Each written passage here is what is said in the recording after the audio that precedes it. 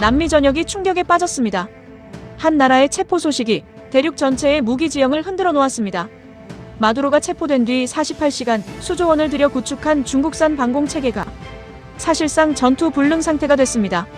이 사태에 가장 먼저 움직인 나라가 있었습니다. 바로 아르헨티나였습니다. 중국에 의존해 안보를 유지해오던 그 나라가 이제 대한민국을 향해 도움을 요청한 것입니다. 그 선택의 배경에서 아무도 예상하지 못했던 사실이 드러났습니다. 40년 전 포클랜드 전쟁. 그때 이미 한국과 아르헨티나는 오래전부터 이어진 숨겨진 인연이 있었습니다. 강대국들은 거래를 말했지만 한국은 공존을 선택했습니다. 그리고 그 결정이 지금 남미의 하늘을 바꾸고 있습니다. 지금부터 그날의 선택이 어떻게 오늘의 판을 뒤집었는지 그 전말을 공개합니다. 시작에 앞서 구독과 좋아요, 그리고 대한민국 만세 댓글로 한국을 응원해주세요.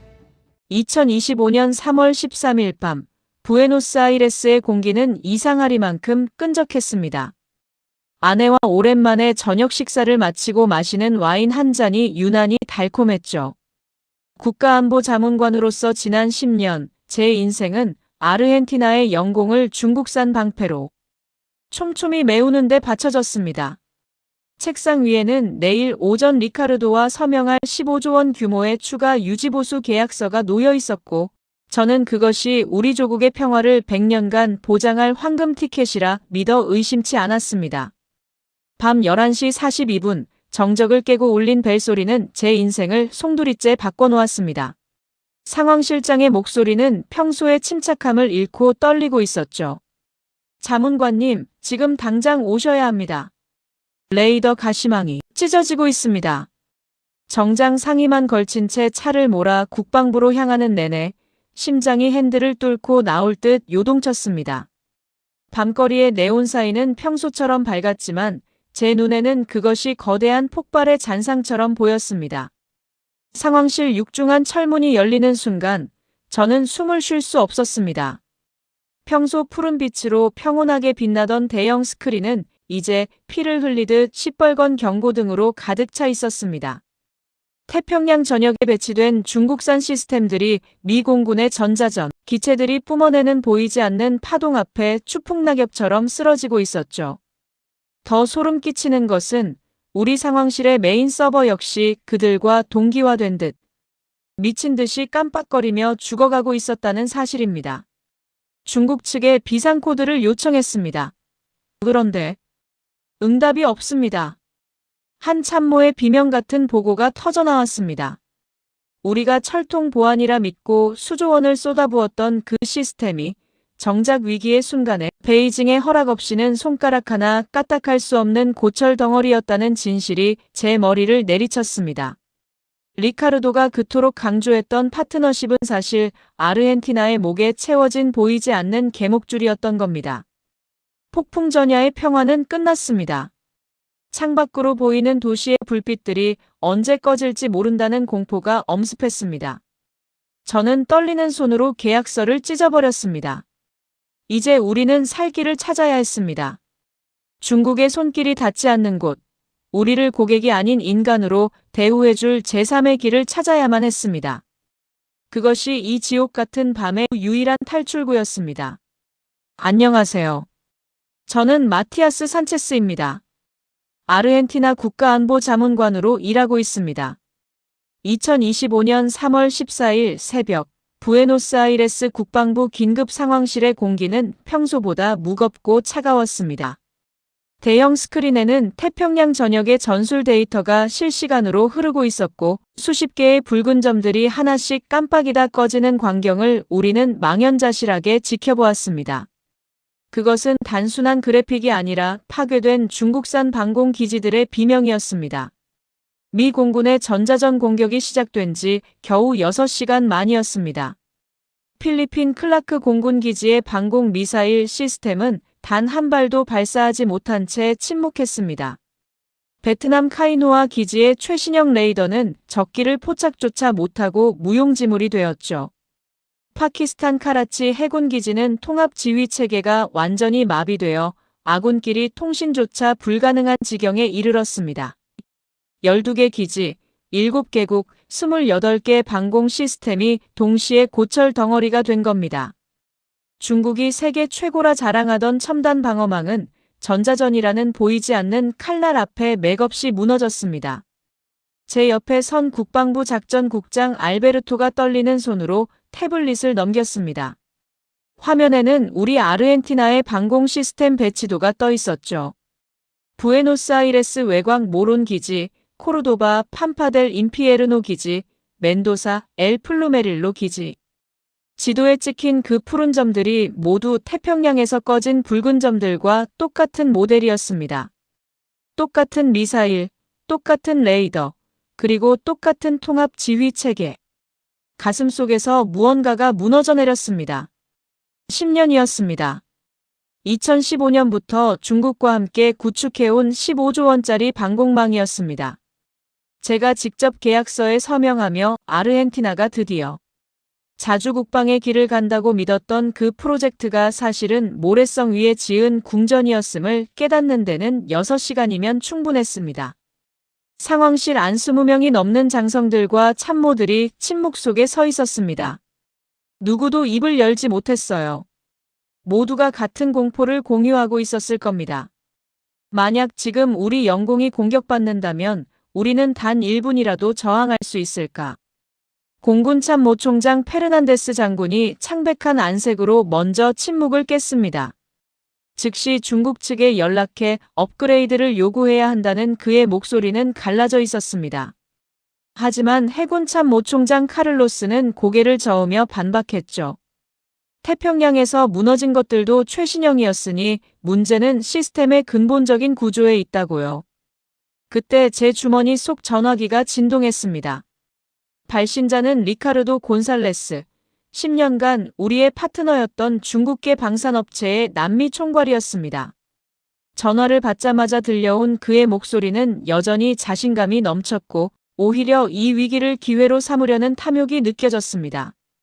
그는 이미 소식을 들었을 거라며 긴급 업그레이드 패키지를 준비했다고 말했습니다. 제가 떨리는 목소리로 비용을 묻자 짧은 침묵 뒤에 대답이 돌아왔습니다. 기존 계약의 7배입니다. 대략 105조 원 정도로 예상됩니다. 숨이 막혔습니다. 15조 원도 벅찼던 우리 국방 예산의 105조 원이라니 그것은 안보를 담보로 한 거대한 협박이었습니다. 상황실 밖 복도로 나왔습니다. 리카르도와의 통화를 계속할 수 없었어요. 20명이 넘는 장성들 앞에서 105조 원이라는 숫자를 듣고 침착함을 유지하기란 불가능했으니까요. 자문관님, 이해합니다. 갑작스러운 숫자죠. 리카르도의 목소리는 부드러웠습니다. 마치 제 당혹감을 예상했다는 듯이요. 하지만 이건 단순한 업그레이드가 아닙니다. 완전히 새로운 차세대 시스템입니다. 인공지능 기반 위협 판단, 양자 암호화 통신, 다중 주파수 대응 레이더까지 포함됩니다. 말은 그럴듯했습니다. 하지만 제 머릿속에는 다른 생각이 맴돌았어요. 태평양에서 무너진 시스템들도 분명 차세대였을 겁니다. 인공지능도 탑재됐고 최신 암호화도 적용됐을 거예요. 그런데 6시간 만에 전부 무력화됐죠. 기술 이전은 가능합니까? 제가 물었습니다. 리카르도는 짧게 웃었어요. 자문관님, 우리는 10년간 함께 일했습니다. 그동안 한 번이라도 기술 이전을 약속한 적 있습니까? 없었습니다. 단 한 번도요. 모든 핵심 기술은 중국 본토에서만 관리됐어요. 우리 아르헨티나 기술진은 운영과 유지 보수만 배웠죠. 시스템 내부 구조는 철저히 블랙박스였습니다. 그럼 우리는 영원히 당신들에게 의존해야 한다는 겁니까? 의존이라는 표현은 적절하지 않습니다. 파트너십이죠.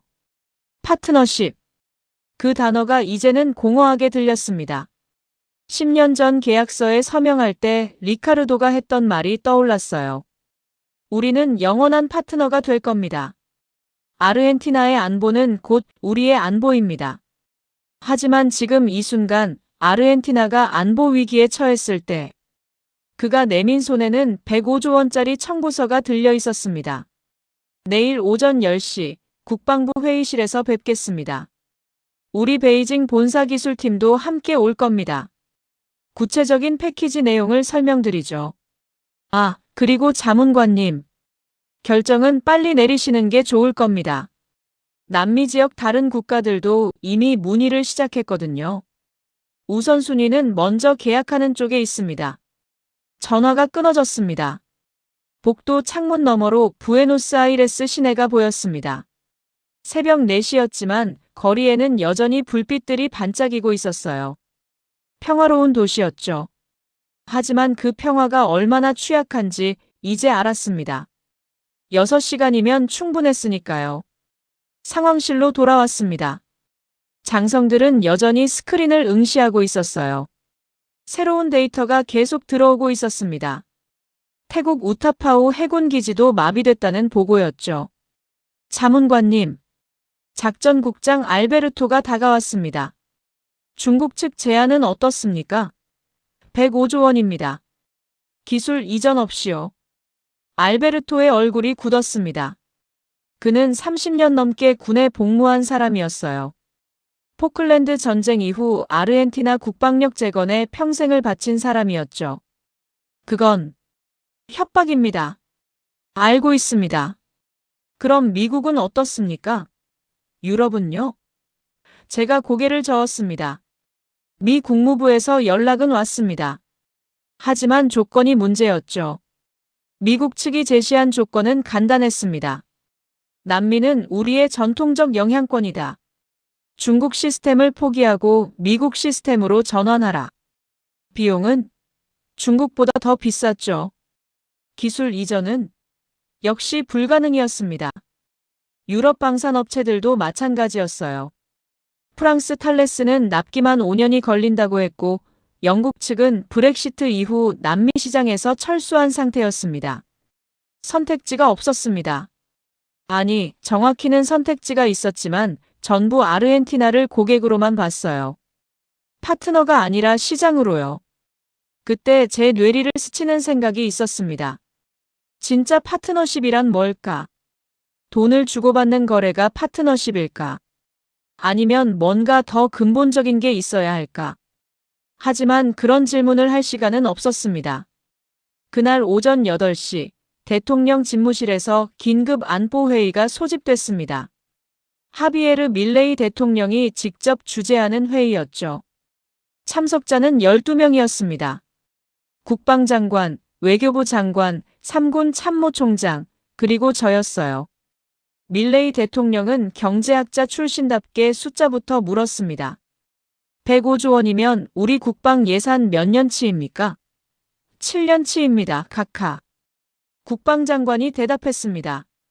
아르헨티나의 연간 국방 예산은 15조 원 수준이었거든요. 105조 원이라는 건 사실상 불가능한 금액이었죠. 중국 측은 분할 납부를 제안했습니까? 10년 분할입니다. 하지만 이자율이 연 8%입니다. 회의실에 한숨 소리가 퍼졌습니다.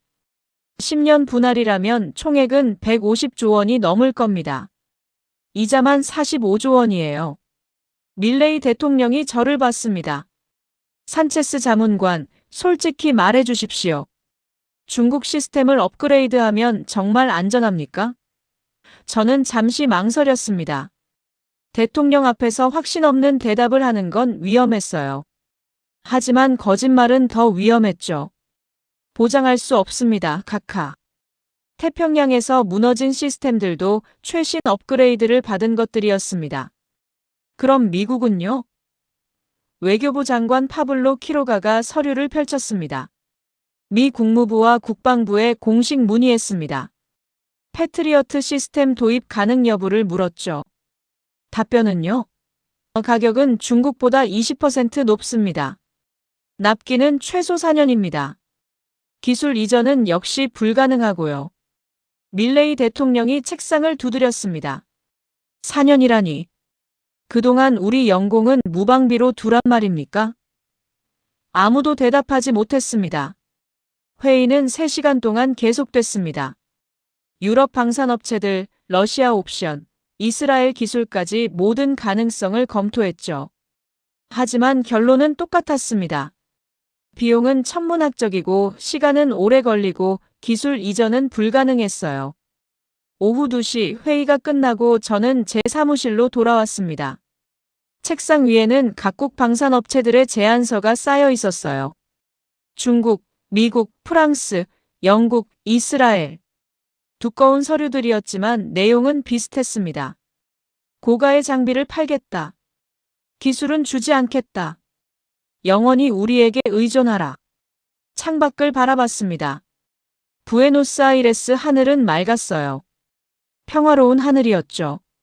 하지만 그 하늘을 지킬 방법이 없었습니다. 전직 군 정보관으로 30년을 일하면서 이런 무력감은 처음이었어요. 포클랜드 전쟁 패배 이후에도 경제 위기 때도 뭔가 할 수 있는 일이 있었습니다. 하지만 지금은 달랐죠. 선택지가 없었습니다. 아니, 선택지는 있었지만 전부 아르헨티나를 파트너가 아니라 시장으로 봤어요. 10억 인구의 거대 강국도, 세계 최강 군사대국도, 선진 유럽 국가들도 마찬가지였습니다. 그때 보좌관 페르난도가 들어왔습니다. 손에는 얇은 서류 한 장이 들려 있었어요. 자문관님, 이상한 보고서가 하나 올라왔습니다. 베네수엘라 상공에서 포착된 미확인 전투기 관련입니다. 어제 전자전 상황 중에 유일하게 작동한 기체라고 하는데요. 심장이 빠르게 뛰기 시작했습니다. 페르난도가 건넨 보고서는 겨우 2장짜리였습니다. 베네수엘라 공군 정보부에서 보낸 것이었죠. 제목은 간단했어요. 전자전 환경 내 미확인 기체 포착 보고서. 손이 떨렸습니다. 보고서 첫 페이지에는 레이더 추적 데이터가 인쇄돼 있었거든요. 3월 13일 오후 3시 40분, 베네수엘라 카라카스 상공. 1만 미터 지점에서 포착된 전투기 한 대의 궤적이었습니다. 특이한 점이 있었어요. 그 시각은 미 공군의 전자전 공격이 한창이던 때였습니다. 베네수엘라도 중국산 방공망을 운용하고 있었죠. 당연히 레이더는 먹통이었어요. 주변 콜롬비아, 브라질, 가이아나 모두 같은 상황이었습니다. 그런데 이 전투기만은 선명하게 포착됐습니다. 두 번째 페이지를 넘겼습니다. 베네수엘라 공군 분석관의 메모가 적혀 있었어요. 기체 크기로 보아 중형 전투기로 추정됨. 레이더 반사 면적이 기존 전투기 대비 30% 낮음. 전자전 교란 신호에 영향받지 않음. 그리고 마지막 줄에는 이렇게 적혀 있었습니다. 제작국 불명. 중국제 아님 확실. 미국제일 가능성 있으나 식별 코드 불일치. 가슴이 두근거렸습니다. 전자전 한복판에서 멀쩡히 날아다닌 전투기라니. 그것도 어느 나라 것인지 모르는 기체요. 페르난도에게 물었습니다. 이 데이터 신뢰할 수 있느냐고요. 베네수엘라 공군 정보국장이 직접 보낸 것이니 확실하다고 했습니다. 저는 즉시 국방부 항공전력 분석실로 내려갔습니다. 지하 3층에 위치한 분석실에는 최신 레이더 데이터베이스가 구축돼 있었어요. 전 세계 모든 전투기의 레이더 서명이 입력돼 있었죠. 분석관 3명을 불러 모았습니다. 베네수엘라 데이터를 컴퓨터에 입력하고 대조 작업을 시작했어요. 먼저 미국제 전투기부터 검색했습니다. 전부 불일치였죠. 러시아제도 마찬가지였어요. 중국제는 당연히 배제됐습니다. 베네수엘라 자체가 중국제를 쓰고 있었으니까요. 유럽제 전투기들도 하나씩 확인했습니다. 프랑스, 영국, 독일, 스웨덴 모두 해당 사항이 없었어요. 2시간이 흘렀습니다. 분석관들은 당황하기 시작했죠. 데이터베이스에 없다는 건 2가지 가능성을 의미했습니다.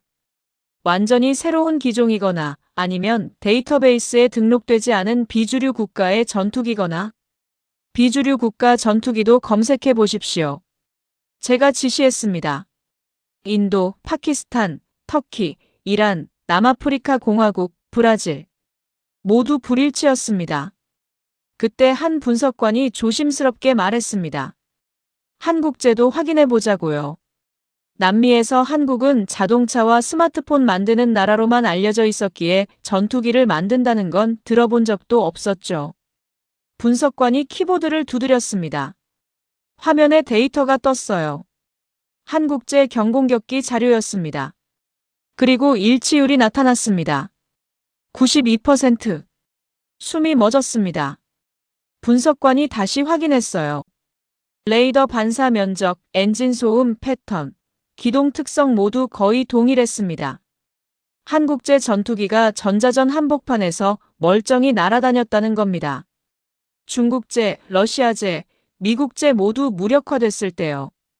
그때 또 다른 분석관이 소리쳤습니다. 추가 데이터가 있다고요. 같은 날 콜롬비아 보고타 상공에서도 비슷한 기체가 포착됐다는 내용이었어요.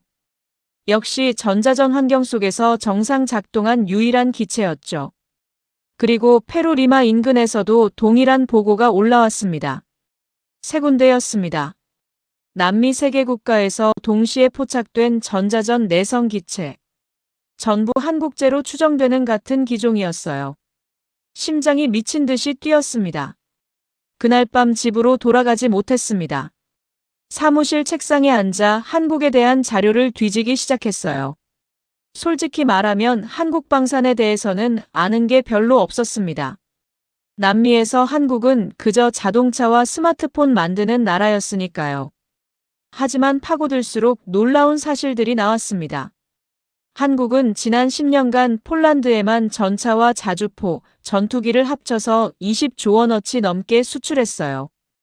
중동 국가들에도 방공 시스템을 팔았고 동남아시아에는 잠수함까지 수출했죠. 전 세계 방산 수출 순위 9위였습니다. 영국, 프랑스보다 높았어요. 데이터를 보면서도 믿기지 않았습니다. 한국 인구가 5천만이었어요. 아르헨티나와 비슷한 수준이었죠. 국토 면적은 우리의 30분의 1밖에 안 됐고요. 그런 나라가 방산 강국이라니. 페르난도가 추가 자료를 가져왔습니다. 한국 방위산업 발전사였어요. 1970년대만 해도 한국은 총 한 자루 제대로 못 만들던 나라였습니다. 미국 원조에 의존했죠. 그런데 50년 만에 자체 전차, 전투기, 잠수함, 구축함까지 만드는 나라가 됐어요. 자료를 읽으면서 묘한 감정이 들었습니다. 한국의 50년 전 상황이 지금 우리 아르헨티나와 비슷했거든요. 외국 무기에 의존하고 기술은 하나도 없고 강대국들 눈치만 보던 나라였죠. 그런데 그들은 달라졌습니다. 어떻게요? 답은 기술 독립이었습니다. 한국은 처음부터 외국 기술을 사오되 반드시 기술 이전을 받았어요. 그리고 그 기술을 토대로 자체 개발을 시작했죠. 실패도 많았습니다. 돈도 엄청나게 들었어요. 하지만 멈추지 않았습니다. 결과는 명확했습니다. 지금 한국은 누구에게도 의존하지 않았어요. 자기들이 필요한 무기를 스스로 만들었고 남는 건 수출까지 했죠. 저는 창밖을 바라봤습니다. 부에노스아이레스 새벽 하늘이 밝아오고 있었어요. 우리 아르헨티나는 어떻게 됐을까? 10년 전 중국과 계약할 때 저는 뭘 생각했을까? 기억났습니다. 빠르고 쉬운 길을 택했어요. 중국이 완제품을 가져다 준다고 했고 우리는 그냥 돈만 내면 됐죠. 기술 이전? 그땐 중요하지 않아 보였습니다. 어차피 우리가 직접 개발할 능력도 없다고 생각했으니까요. 그게 실수였습니다. 10년이 지난 지금 우리는 여전히 아무것도 못 만들었어요. 중국에 의존했고 이제 중국이 등을 돌리니까 할 수 있는 게 없었죠. 하지만 한국에 연락한다고 뭐가 달라질까요? 그들이 우리를 도와줄 이유가 있을까요? 교류도 거의 없었고 전략적 이해관계도 없었죠. 게다가 한국도 결국 장사꾼 아닐까요? 중국처럼 미국처럼 결국엔 비싼 값 부르고 기술은 안 주고 우리를 영원한 고객으로 묶어둘 거 아닐까요? 머릿속이 복잡했습니다. 희망과 회의가 동시에 밀려왔어요. 그때 전화벨이 울렸습니다. 새벽 5시였는데 외교부 장관 키로가였습니다. 산체스 자문관, 잠 안 주무셨군요. 방금 주한 아르헨티나 대사관에서 연락 왔습니다. 한국 측에서 먼저 접촉해왔답니다. 남미 상황을 모니터링하고 있었나 봅니다. 협력 가능성을 타진하고 싶다는군요. 심장이 쿵 내려앉았습니다. 그들이 먼저 왔습니다. 이틀 후 국방부 귀빈 회의실에 한국 대표단이 도착했습니다. 3명의 인물 중 가장 먼저 눈에 띈 사람은 에밀리아 로드리게스였습니다. 한국계 아르헨티나인 연구원인 그녀는 우리말을 완벽하게 구사하며 차가운 회의실의 공기를 부드럽게 녹였습니다. 그 옆에는 한국방위사업청의 박정우 팀장이 조용하지만 날카로운 눈빛으로 앉아 있었죠.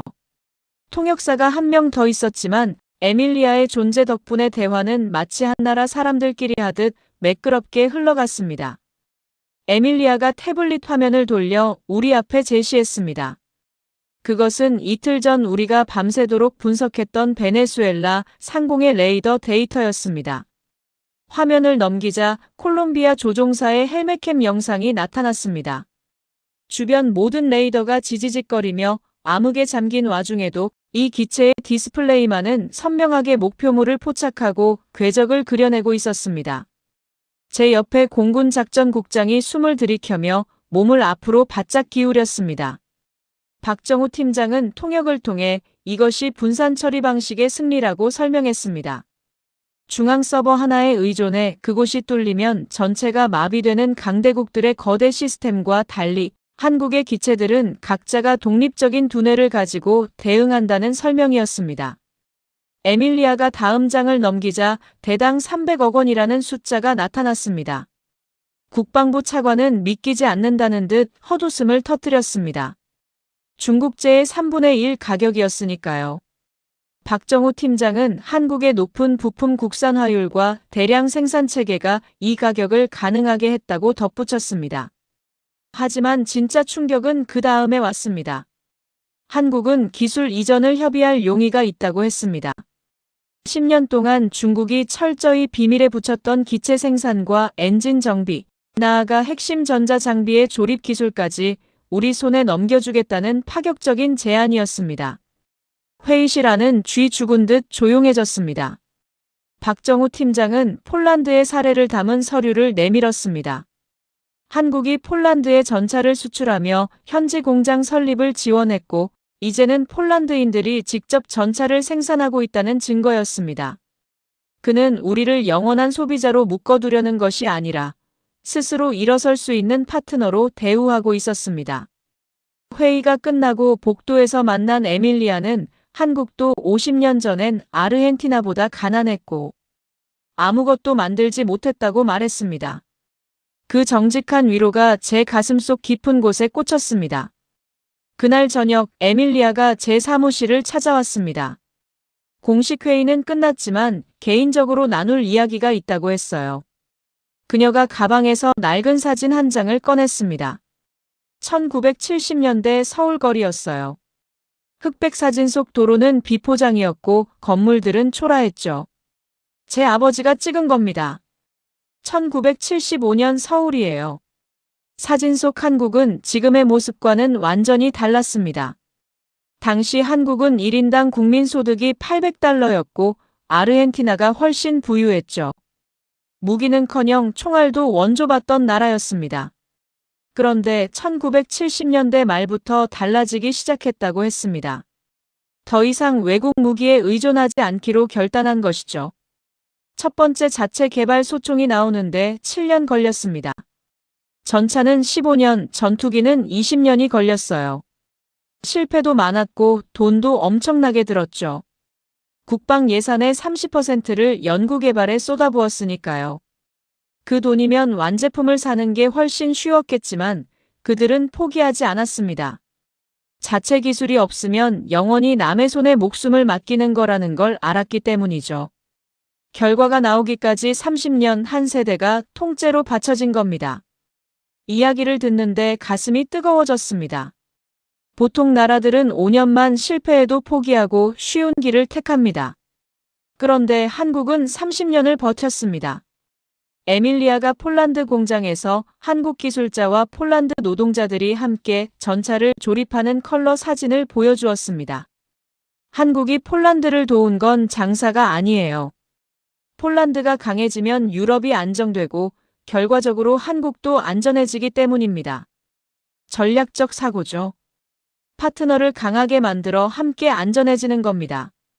아르헨티나도 마찬가지라고 했습니다. 남미가 강해지면 중국 영향력이 줄어들고 한국 같은 중견국들이 숨 쉴 공간이 생긴다고요. 그녀는 단순한 중개인이 아니라 전략가였습니다. 자문관님, 한국은 아르헨티나가 스스로 서길 바랍니다. 우리 고객이 아니라 파트너로요. 그 말이 진심으로 느껴졌습니다. 하지만 아직 큰 산이 남아 있었습니다. 리카르도와 중국 측과의 회의였죠. 다음 날 오전, 리카르도가 중국 본사 기술팀을 데리고 나타났습니다. 검은색 정장을 입은 6명의 엔지니어들과 함께였죠. 리카르도가 두꺼운 서류 뭉치를 탁 내려놓았습니다. 업그레이드 패키지 상세 내역입니다. 베이징 본사가 직접 승인한 특별 제안이죠. 총액 105조 원. 10년 분할 납부에 연 8% 이자. 총 상환액은 154조 원이었습니다. 비싸다는 국방부 차관의 말에 리카르도는 비웃듯 웃었습니다. 지금 남미 전역이 패닉 상태라며 선착순이니 빨리 결정하라고 협박했죠. 중국 측 엔지니어는 화려한 그래픽을 쏟아냈지만 핵심은 빠져 있었습니다. 전자전 대응 방안을 묻자 양자 암호화 통신을 언급하며 얼버무렸죠. 하지만 태평양에서 무너진 것도 암호화된 시스템이었습니다. 문제는 구조였어요.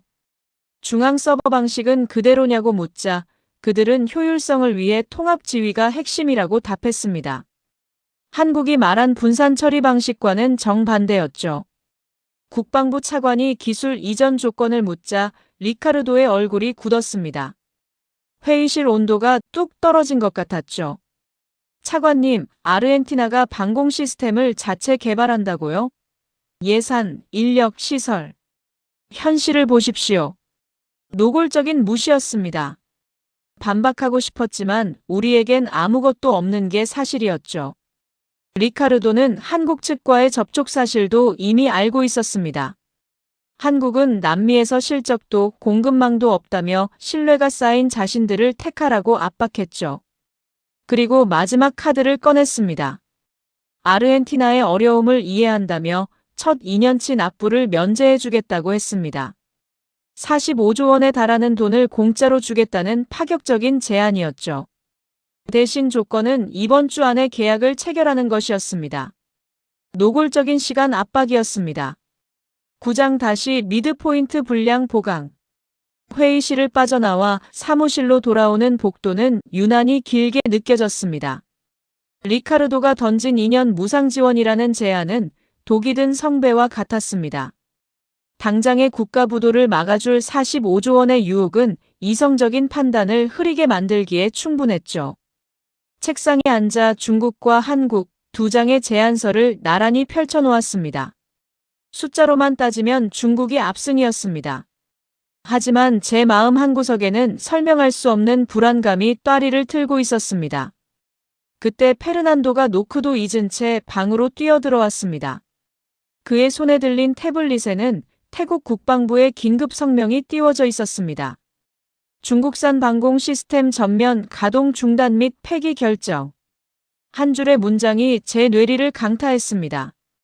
태국 역시 우리와 마찬가지로 10년 넘게 중국의 시스템을 운용하며 그들의 혈맹이라 자처하던 나라였습니다. 그런데 그들이 전자전 대응 불가라는 이유로 모든 장비를 고철 처리하고 한국제 천공을 도입하기로 결정한 것입니다. 자문관님, 이것뿐만이 아닙니다. 페르난도가 화면을 넘겼습니다. 필리핀과 베트남에서도 비슷한 움직임이 포착되고 있었습니다. 강대국들의 전자전 공격 앞에 중국이 자랑하던 통합 지휘망이 얼마나 허망하게 무너졌는지 그들은 이미 현장에서 목격한 것이죠. 리카르도가 말했던 선착순 업그레이드는 아르헨티나를 붙잡아두기 위한 비열한 거짓말이었습니다.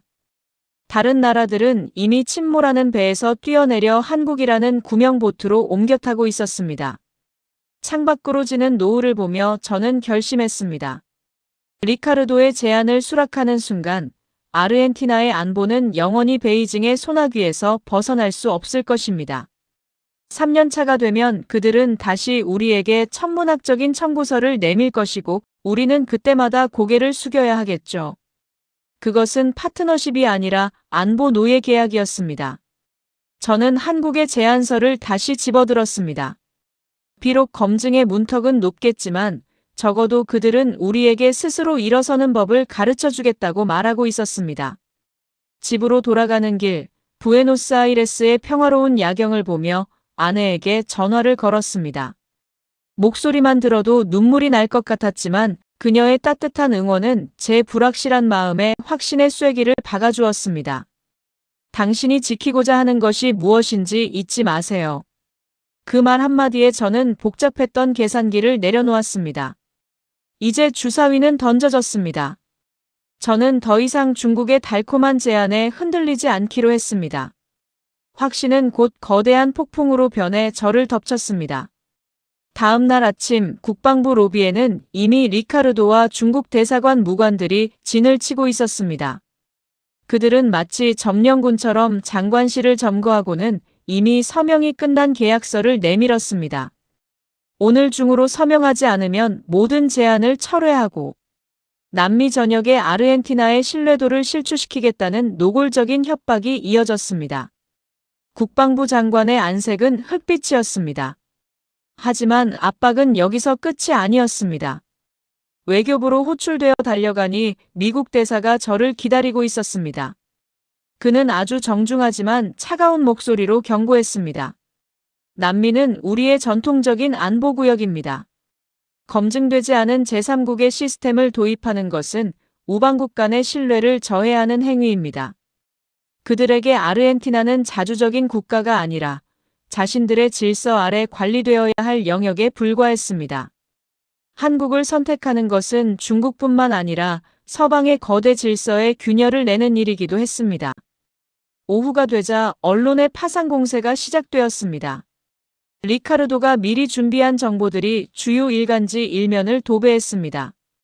국방부의 무모한 도박, 검증 안 된 한국 무기의 국민 세금, 낭비라는 자극적인 제목들이 여론을 선동했습니다.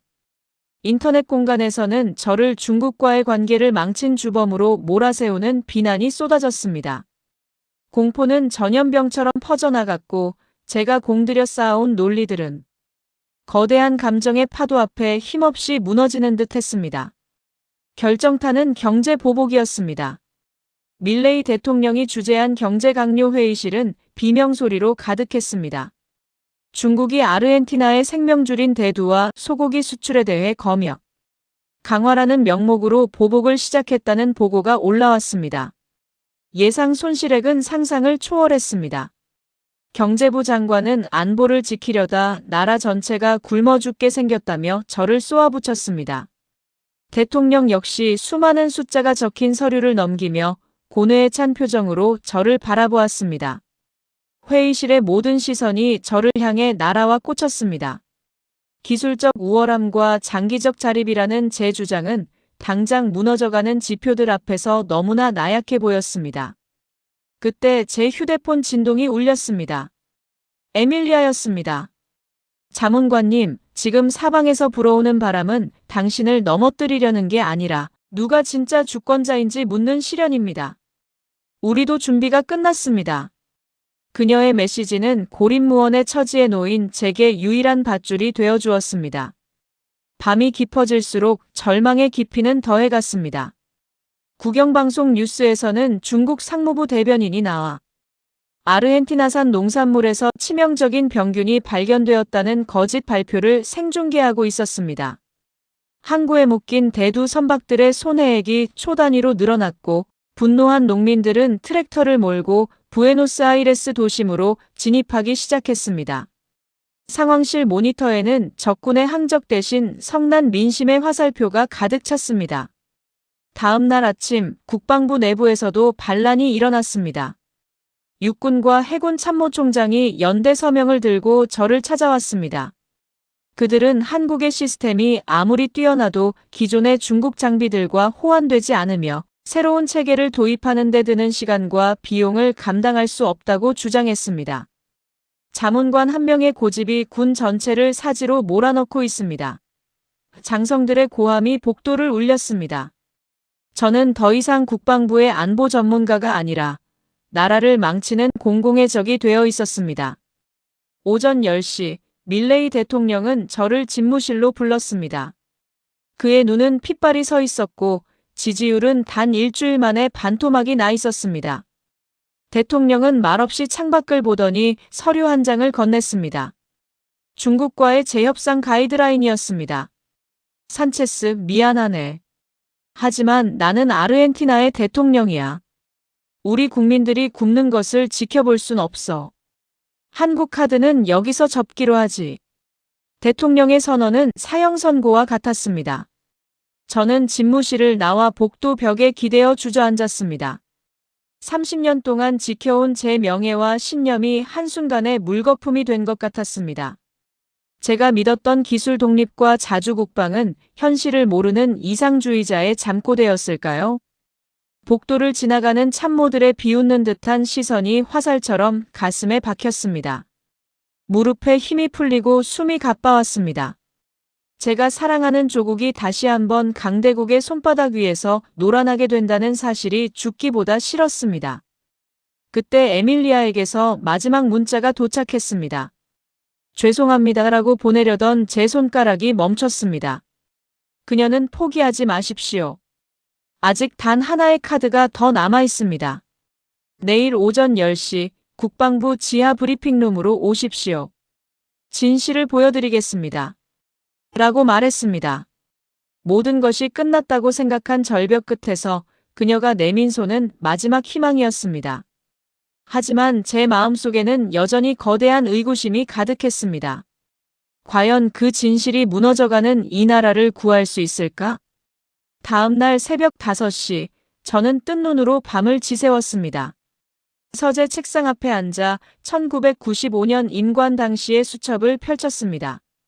아르헨티나를 지키겠다. 다시는 패배하지 않겠다라고 적은 낡은 잉크 자국을 보며 참담함을 느꼈습니다. 지금 저는 옳은 길을 가려다 나라 경제를 위기에 빠뜨리고 농민들을 거리로 내몰고 있었습니다. 출근길에 마주한 국방부 앞은 농민들의 집회 소음과 취재진의 카메라 플래시로 아수라장이었습니다. 동료 참모들은 저를 배신자 보듯 피했고 책상 위에는 재검토위원회 구성이라는 이름의 백지화 통보서가 놓여 있었습니다. 모든 것이 끝났다고 생각한 순간 에밀리아와 박정우가 로비에 나타났습니다. 그들의 표정에는 절망 대신 기묘한 확신이 서려 있었습니다. 저는 그들과 함께 지하 깊숙한 곳의 보안 브리핑룸으로 내려갔습니다. 에밀리아가 노트북을 연결하자 대형 스크린에 사흘 전 촬영된 나토 합동 전자전 훈련 영상이 떴습니다. 폴란드 바르샤바 외곽의 시험장, 서방 강대국들의 최첨단 제머들이 동시에 모든 주파수를 짓누르기 시작했습니다. 화면 속 중국제 시스템은 단 30초 만에 레이더가 하얗게 질리며 먹통이 되었습니다. 러시아제와 미국 구형 패트리어트도 각각 1분과 2분을 채 버티지 못하고 침묵했습니다. 그리고 한국제 천공 시스템이 화면에 등장했습니다.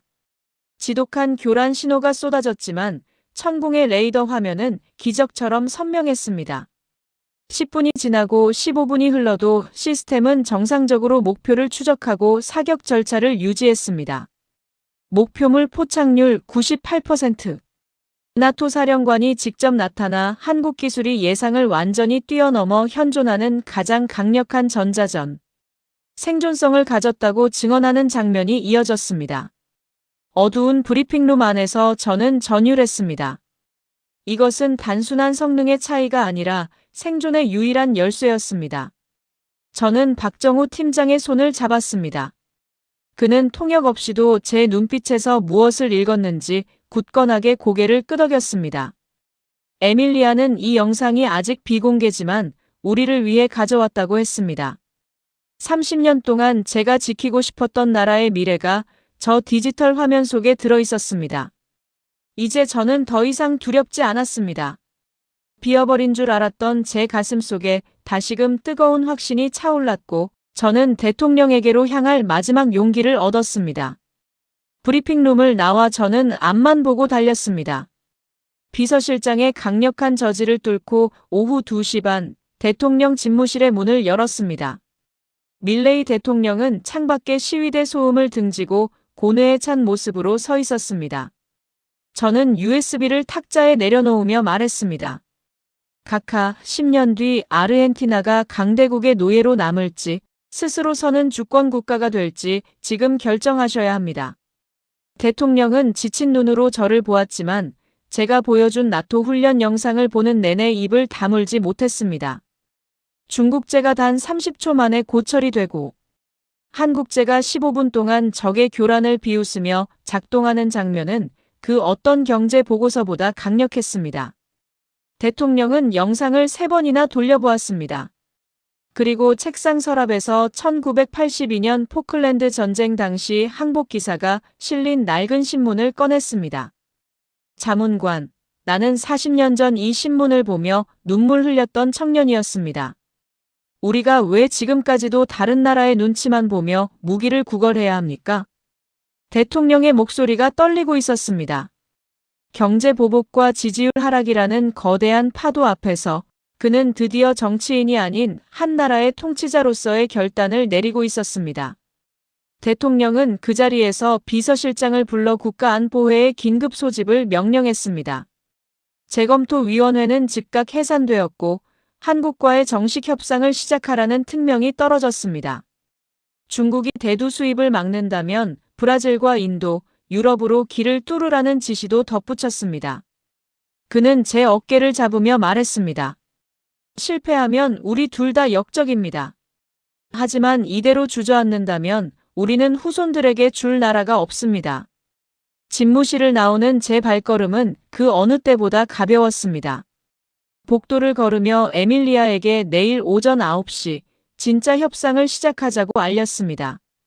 창밖의 노을이 오늘따라 아르헨티나의 미래처럼 찬란하게 빛나고 있었습니다. 다음 날 오전 9시 국방부 대회의실의 무거운 공기 속에서 한국 대표단과 마주 앉았습니다. 이번엔 양측 기술진 10명도 합류했습니다. 회의실 테이블 위에는 수백 페이지에 달하는 기술 이전 로드맵 서류가 쌓여 있었죠. 박정우 팀장이 제안한 안은 파격적이었습니다. 단순히 완제품을 파는 게 아니었어요. 1단계로 기체 조립과 주요 소모성 부품의 생산 기술을 넘기고 2단계로 핵심 항전 장비의 부분 국산화를 지원하며 최종적으로는 아르헨티나의 작전 환경에 맞춘 독자적인 설계 변경 권한까지 공유한다는 내용이었습니다. 특히 우리 기술진 180명을 한국 본사로 초빙해 1년 반 동안 숙식하며 기술을 전수하겠다는 대목에서 기술 담당관들의 눈빛이 변했습니다. 10년 동안 중국에게 애원해도 받지 못했던 블랙박스의 열쇠를 한국은 스스로 내밀고 있었습니다. 한창 세부 조항을 조율하던 오후 1시 무렵 회의실 문이 거칠게 열렸습니다. 리카르도가 중국 대사관 무관과 본사 임원을 대동하고 나타났습니다. 그의 얼굴은 분노와 절박함이 뒤섞여 일그러져 있었습니다. 산체스 자문관, 마지막 기회를 주러 왔습니다. 베이징에서 방금 승인이 떨어졌습니다. 리카르도는 서류 한 장을 테이블 정중앙에 내던졌습니다. 파격적인 조건이었죠. 기존 가격에서 20%를 추가로 깎고 2년이 아닌 무려 3년치 납입금을 무상으로 처리하겠다는 내용이었습니다. 무려 45조 원의 선물 보따리였습니다. 순간 우리 측 차관과 참모들의 호흡이 멈췄습니다. 당장의 국가 부채를 해결할 수 있는 거대한 유혹이었으니까요. 리카르도가 저를 똑바로 쳐다보며 말했습니다. 한국은 남미에서 검증되지 않았으며 공급망도 없는 초보자라고요. 10년의 정을 생각해서라도 실수를 하지 말라고 경고했습니다. 옆에 선 대사관 무관은 이번 결정이 대두 수출뿐만 아니라 모든 교역의 중단으로 이어질 수 있다며 노골적인 협박을 덧붙였습니다. 저는 천천히 리카르도가 던진 서류를 밀어냈습니다. 45조 원은 큰 돈입니다. 하지만 리카르도, 당신들은 10년 동안 우리에게 고기 잡는 법을 가르쳐주지 않았습니다. 그저 비싼 고기를 사 먹으라고만 했죠. 우리는 이제 더 이상 누군가 던져주는 고기에 목을 매지 않기로 했습니다. 제 단호한 태도에 리카르도의 안색이 잿빛으로 변했습니다. 그는 욕설 섞인 경고를 내뱉으며 회의실을 박차고 나갔습니다. 문이 닫히는 소리가 마치 과거와의 결별을 알리는 총성처럼 울렸습니다. 오후 4시 한국 측과 최종 합의안에 서명했습니다. 중국 제안의 3분의 1 가격으로 우리는 시스템과 함께 기술의 뿌리를 샀습니다. 저녁 6시 대통령 주재 안보회의에서 밀레이 대통령은 반대하는 장관들을 향해 책상을 내리쳤습니다. 10년 뒤 아르헨티나 청년들이 자기 손으로 만든 전투기로 영공을 지키는 모습을 상상해보라고 했죠. 이틀 후 공식 조인식이 열렸고 저는 깨달았습니다. 이것은 아르헨티나가 비로소 기술적 속국에서 벗어나는 독립선언서였다는 것을요. 계약 체결 후 6개월이 지난 2025년 9월, 저는 부에노스아이레스에서 비행기를 타고 코르도바 외곽의 새로운 산업단지로 향했습니다. 비행기 창밖으로 보이는 광활한 팜파스 평원이 오늘따라 유난히 푸르게 보였습니다. 현장에 도착하자 거대한 아르헨티나다시 한국 방산협력센터 건물이 위용을 드러내고 있었습니다. 정문 앞 마당에는 아르헨티나의 태양기와 한국의 태극기가 나란히 가을바람에 나부끼고 있었죠. 개소식 준비로 분주한 광장에는 한국에서 온 기술진 20명과 아르헨티나 전국에서 선발된 젊은 엔지니어 60명이 함께 어깨를 나란히 하고 서 있었습니다. 공장 내부로 들어서자 금속성의 기계음과 용접 불꽃이 공기를 가득 채우고 있었습니다. 라인 중앙에는 한국에서 가져온 첫 번째 기체 동체가 거치대 위에 놓여 있었습니다. 아직 매끄러운 도색조차 되지 않은 알루미늄 합금 상태였지만 제 눈에는 세상 그 어떤 무기보다 아름다워 보였습니다. 무엇보다 감격스러운 것은 사람들의 모습이었습니다. 10년 전 중국 기지를 방문했을 때 우리 기술자들은 경계선 밖에서 지켜보기만 해야 했습니다. 하지만 지금은 달랐습니다. 25살 남짓한 우리 아르헨티나 청년들이 푸른색 작업복을 입고 기체 날개 밑으로 들어가 직접 배선을 연결하고 있었습니다. 옆에 선 한국인 기술자 박 팀장은 도면을 짚어주며 세밀한 각도를 조절하는 법을 가르쳐주고 있었죠. 에밀리아가 제 옆으로 다가와 두꺼운 보고서 한 권을 건넸습니다. 브라질과 칠레 국방부에서 보낸 협력문의 공문이었습니다. 자문관님, 남미가 바뀌고 있습니다. 다들 아르헨티나가 어떻게 기술 이전을 끌어냈는지 묻고 있어요. 이제 우리가 이 지역의 기술 허브가 될 겁니다. 그녀의 말대로였습니다. 중국의 보복으로 잠시 위축됐던 경제는 인도와 동남아시아로 대두 수출기를 넓히며 빠르게 회복 중이었습니다. 오히려 이번 위기가 아르헨티나의 체질을 개선하는 기회가 된 것이죠. 저는 조립 라인 끝에 서서 우리 엔지니어들의 얼굴을 하나하나 살펴보았습니다. 그들의 눈에는 더 이상 강대국 무기에 압도당하는 열등감이 없었습니다. 내 손으로 내 나라의 하늘을 지킨다는 긍지와 자부심이 용접 불꽃보다 더 밝게 빛나고 있었습니다. 박정우 팀장이 다가와 제게 장갑 한 켤레를 내밀었습니다. 첫 번째 기체의 마지막 리벳을 직접 박아보지 않겠느냐는 제안이었죠. 저는 떨리는 손으로 장비를 잡았습니다. 탕다시 소리와 함께 단단하게 박힌 리벳은 아르헨티나와 한국 두 나라의 운명적인 파트너십을 상징하는 것 같았습니다. 밖으로 나오자 지평선 너머로 해가 저물며 코르도바의 하늘을 황금빛으로 물들이고 있었습니다. 에밀리아가 한국에서 배운 말이라며 조용히 은조렸습니다. 백년지대계. 100년을 내다보는 계획이 드디어 시작됐네요. 저는 고개를 끄덕였습니다. 저물어가는 태양 아래 우리가 직접 만든 날개가 이 하늘을 자유롭게 수놓을 그날이 머지않았습니다. 계약 체결 후 6개월, 2025년 9월에 코르도바는 새로운 활기로 가득했습니다. 아르헨티나의 항공우주산업 부활을 상징하는 방산협력센터의 개소식 날, 저는 공장 입구에 서서 하늘을 보았습니다.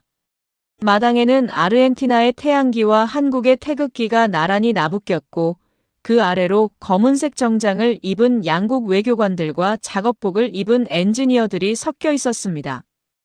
6개월 전만 해도 경제 보복으로 비명이 가득했던 이곳은 이제 희망의 망치 소리가 울려 퍼지는 현장이 되었습니다.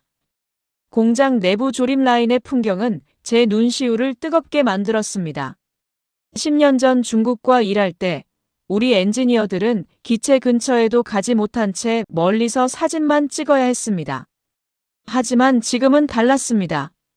20대의 젊은 아르헨티나 엔지니어들이 한국 기술자들과 머리를 맞대고 기체 하부의 복잡한 회로도를 분석하고 있었습니다. 박정우 팀장은 직접 드라이버를 들고 조임의 강도를 가르쳐주고 있었고, 에밀리아는 그 사이에서 기술 용어들을 우리말로 통역하며 웃음을 터뜨렸습니다. 이것은 무기 거래가 아니라 한국과의 기술적 자립을 위한 살아있는 교육 현장이었습니다. 라인 끝에는 도색을 마친 첫 번째 기체가 위용을 드러내고 있었습니다. 은빛 동체 위로 아르헨티나 공군 문양이 선명하게 박혀 있었죠. 박 팀장이 제게 다가와 조용히 말했습니다. 이 기체는 아르헨티나의 손길이 30%나 들어갔습니다. 다음 기체는 50%가 될 겁니다. 그 말이 얼마나 무거운 약속인지 알기에 저는 그의 손을 꽉 잡았습니다. 우리는 더 이상 남이 던져주는 고기를 기다리는 굶주린 사자가 아니었습니다. 우리는 스스로 사냥하는 법을 배우는 젊은 독수리로 거듭나고 있었습니다. 이제 아르헨티나의 하늘은 결코 흔들리지 않을 것입니다. 1년 뒤, 저는 자문관직에서 퇴임하며 마지막으로 국방부 옥상에 올라갔습니다. 부에노스아이레스의 오후는 눈부시게 푸르렀습니다. 저 멀리 지평선 너머에서 날카로운 엔진 소리와 함께 세대의 전투기가 정교한 편대 비행을 하며 도심 상공을 가로질렀습니다.